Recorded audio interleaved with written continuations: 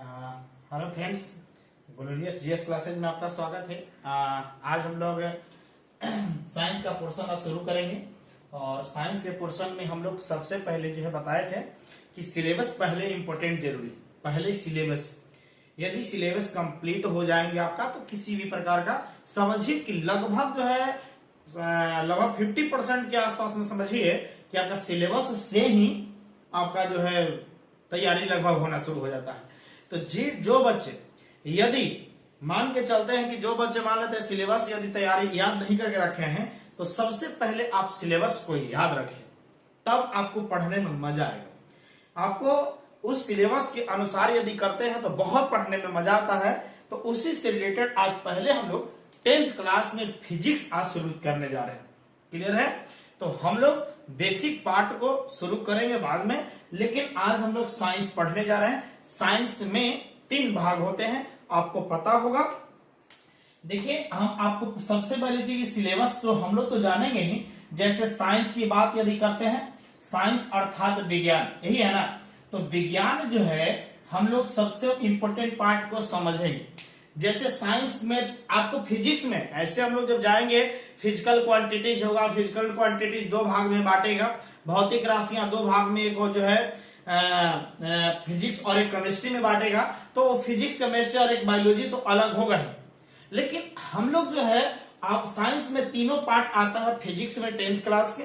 उस 10th class के तीनों पार्ट में जैसे आपने जानते हैं, देख लीजिएगा, एक होगा फिजिक्स होगा और एक होगा केमिस्ट्री होगा और एक आपके अंदर आएगा बायोलॉजी। यही आता है ना। तो ये आपको अर्थात फिजिक्स, भौतिकी, केमिस्ट्री, रसायन शास्त्र और बायोलॉजी आपका जीव विज्ञान, यही तीनों चीज जो है आपका सिलेबस में है। तो इस चीज को हम लोग शुरू से पहले सिलेबस लिखेंगे। हम लोग आज शुरुआत करेंगे किसको? फिजिक्स को। तो फिजिक्स को शुरुआत करने से पहले हम लोग चलिए विज्ञान की मजा अब लेना शुरू करेंगे।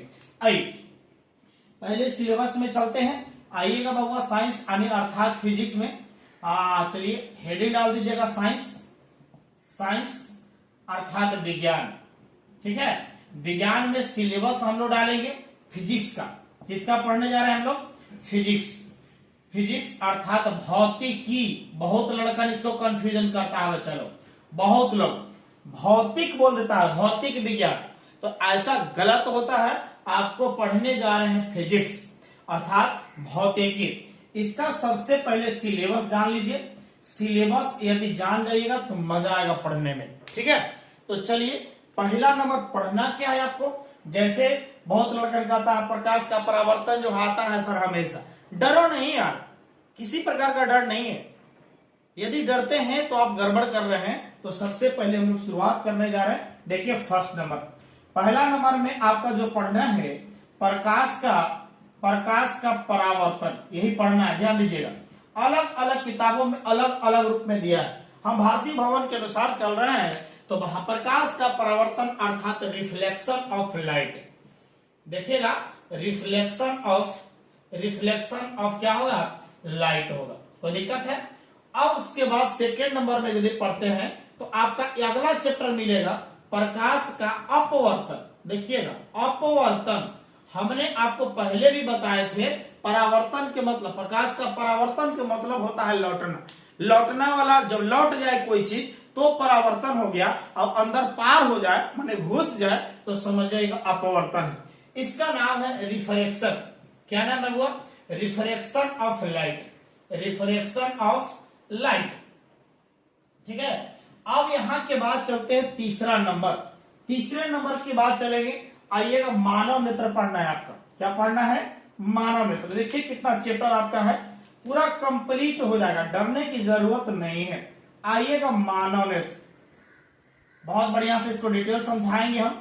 मानव नेत्र अपवर्तन के मतलब कुछ पार होना, आर पार होना, यानी पार होकर के कोई चीज देख लेना अपवर्तन कहलाएगा। लौट जाएगा परावर्तन। अब मानव जो आंख जो है, आंख के बारे में आइरिस वगैरह सब चीज में पढ़िएगा।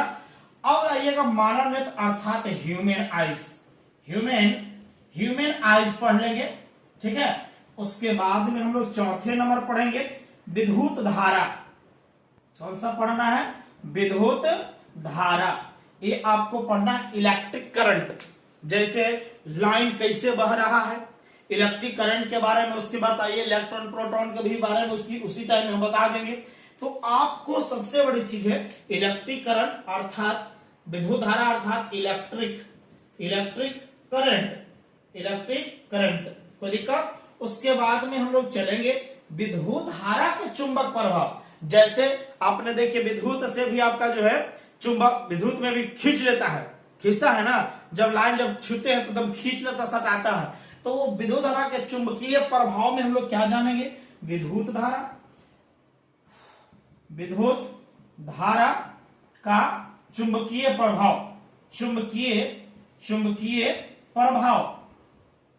देखो वो सिलेबस से पढ़िएगा, मजा आएगा। इसको हम लोग कहेंगे magnetic effect of electric current.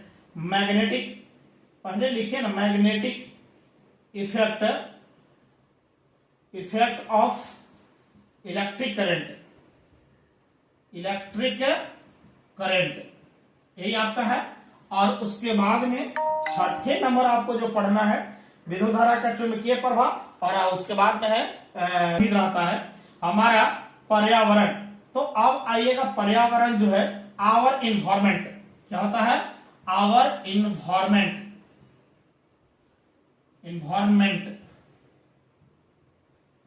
ये आपका जो है ये आपका 6 चैप्टर कंप्लीट करना है। ये 6 चैप्टर में से आपका पहला शुरू करेंगे प्रकाश का परावर्तन। तो सबसे बड़ी चीज है प्रकाश है क्या, तब प्रकाश को लौटने वाली चीजों को आज हम लोग क्लियर करेंगे।